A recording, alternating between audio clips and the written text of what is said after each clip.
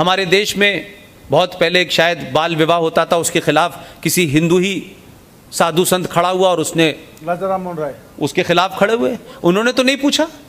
हमारे देश में सती की प्रथा हुई, उसके लिए भी हिंदू कोई खड़ा हुआ, उसने नहीं पूछा, उसने कहा समाज में कोई बुराई है तो उस बुराई को दूर हम करेंगे। लेकिन जो लोग कहते हैं किताब किताब किताब, इस पे ये लिखा है, हम एक नुक्ता इधर से उधर नहीं हो सकते, एक नुक्ता नहीं बदलना चाहते। 1400 साल पहले लिखा था जमीन चपटी है, लेकिन रह रहे हैं जिस जमीन पे वो गोल है।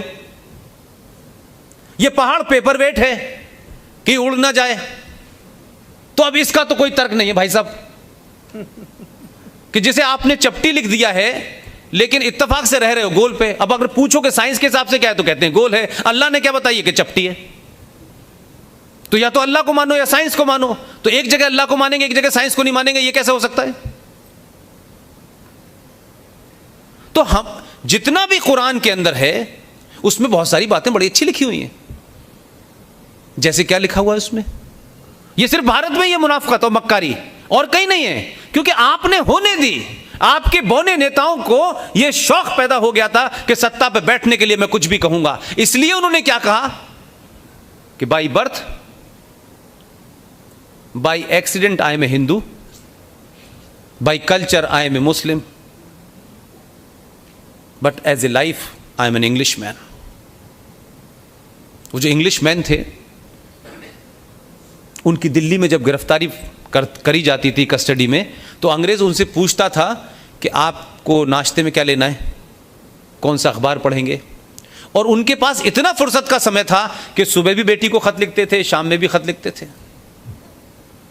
और वो किताब छपी, लेटर टू डॉटर, वो किताब छप रही है। ये महान लोग थे। फूल जो उनके यहां लगता था वो 4000 रुपए का आता था उस दौर में, जब भारत की आम जनता का एवरेज इनकम 12% भी नहीं थी। लेकिन उसी दौर में एक आदमी अंडमान निकोबार में था, उसको साल में एक खत लिखने की छूट थी, सिर्फ साल में एक खत लिखेगा, और कोलू चलाता था दिन भर।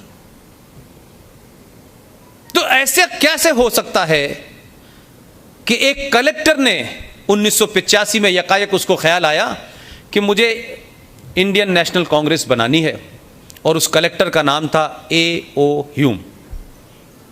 उसने ये किस लिए बनाई कि भाई 50 साल बाद तो हमें मार के निकाल देना यहां से, इसलिए बनाई थी उसने। ये नींव ही गलत रखी थी इस कांग्रेस की। ये सिर्फ बनी इसीलिए थी कि कुछ लोगों को सत्ता की मदद से क्रिएट करा जाएगा, उसमें गांधी जी भी एक शामिल थे। लिहाजा पैंट कोट ऐसे ही नहीं उतारा था उन्होंने। जब वहां से लौटे थे उनको मालूम था कि इस देश की भोली वाली जनता के बीच में उसी लिबास में जाओगे, वही बातें करोगे, तभी यह देश एक्सेप्ट करेगा। एक कोई मुझे ऐसी घटना बता दीजिए जब गांधी जी ने इस देश के क्रांतिकारियों को, उनकी पूरी मुहिम को दबाने के लिए अनशन न किया हो। अहिंसा का ड्रामा कहां से खड़ा हुआ? अरे ये समाज तो इतना अहिंसक है भाई। मैं तो इन लोगों से बार बार कहता हूं कि आप दुनिया के एकमात्र ऐसे समाज हैं कि आपका हर देवी देवता, उसके हाथ में कोई ना कोई हथियार है। यानी आपके देवताओं को, भगवानों को, जितने भी रूप हैं, उन सबको हथियार की जरूरत पड़ गई, लेकिन आप उनसे भी आगे कि आपको जरूरत ही नहीं है। तो हथियार की हमें जरूरत ही नहीं है। हमें क्या जरूरत है? हमारे भगवान के पास है तो हथियार। हम उसके बावजूद भी अहिंसक हैं भाई। कोई इतिहास में ऐसी घटना नहीं मिलती कि हम किसी को लूटने के लिए गए हों, हम किसी को कैप्चर करने गए हों और लूट के माल को हमने फिर बांटा हो। लेकिन आप जिस मानसिकता से लड़ रहे हैं उस मानसिकता में क्या कहा जाता है? लूट का माल बराबर बटेगा। और ताज्जुब की बात यह है कि माल तो सब बांटते हैं, लेकिन sorry to use this word, लेकिन वो इंसान और औरतों को भी माल समझते हैं।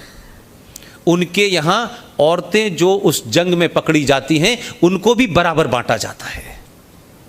5 सरदार को जाएंगी, फिर उससे नीचे जाएंगी। ये उस सभ्यता के लोगों से आप लड़ रहे हैं। कोई मेल है आपका? 70 साल में आपने मुल्क दे दिया, और गांधी जी ने तो महान कार्य किया। जो भजन था आपका एक, उस भजन की लाइन इसलिए बदल दी कि शायद मुसलमान खुश हो जाएं, लेकिन वो तब भी खुश नहीं हुए। आप सबको पता होगा वो भजन ओरिजिनल, ईश्वर अल्लाह तेरा नाम सबको सम्मति दे भगवान। ये लाइन कहां से आई? हमने तो अपने लाइन भी बदल दी, भजन भी बदल दिया। हमारे साथ जो हुआ 700 साल उसको भी हमने भुला दिया। उसके बावजूद भी जो यहां रह गए हिंदुस्तान में, उनमें से किसी को मारा नहीं। लेकिन पाकिस्तान में जिन्ना साहब ने अपना आखिरी भाषण जो दिया था कि मुल्क बंट चुका है, पाकिस्तान में जो रह रहा है वो पाकिस्तान का नागरिक रहेगा, उसका मज़हब कुछ भी हो। लेकिन जिन्ना साहब की मौत के बाद उसको इतिहास के पन्ने से निकाल के फेंक दिया। और पूरे पाकिस्तान में जिस माइनॉरिटीज़ की बात वो कह रहे थे कि माइनॉरिटीज़ को कैसे रखा जाता है, ये कहने के लिए बहुत अच्छा है कि 2 लोगों को आप टीवी पे दिखा दें।